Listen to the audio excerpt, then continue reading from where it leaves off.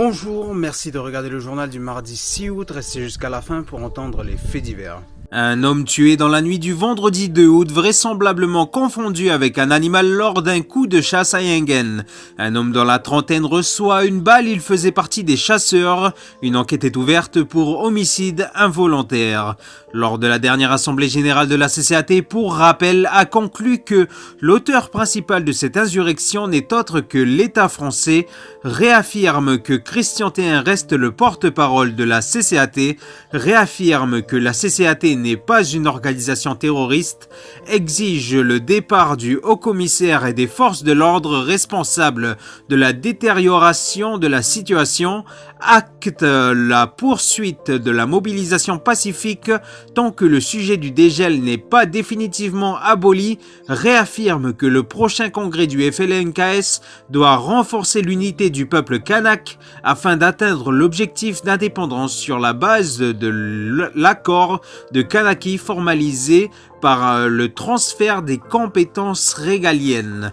Exige la libération des déportés politiques, y compris ceux qui sont au camp Est, réaffirme que l'objectif de faire accéder le pays à la pleine souveraineté et à l'indépendance est désormais inéluctable compte tenu notamment de la détermination du peuple et du résultat des dernières élections législatives.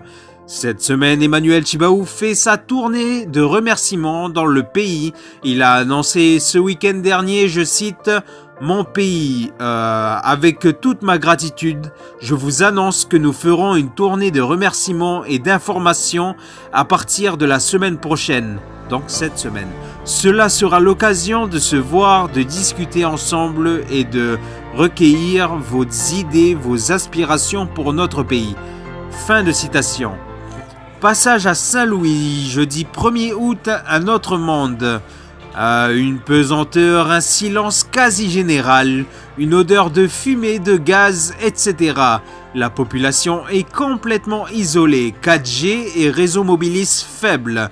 Elle est contrôlée, fouillée systématiquement à l'entrée et à la sortie par les gendarmes hyper armés. Les forces de l'ordre interdisent toute entrée de véhicules, ambulances incluses. Les travailleurs, personnes malades avec handicap physique se rendent à pied de leur domicile au barrage des forces de l'ordre. Les snipers sont postés sans doute par-ci par-là. La pression est active jour et nuit.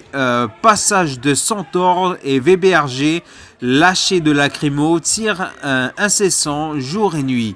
Un communiqué de Odd Forest sur Facebook. Suivez Oceania Pacifica en live IJKL tous les lundis, mercredis et vendredis, débutant entre 20h30 et 21h sur TikTok. Et pour plus d'informations, rejoignez le groupe Telegram. Le lien sera dans les commentaires. Sur ce, merci d'avoir regardé ce journal. Bonne journée, bonne soirée.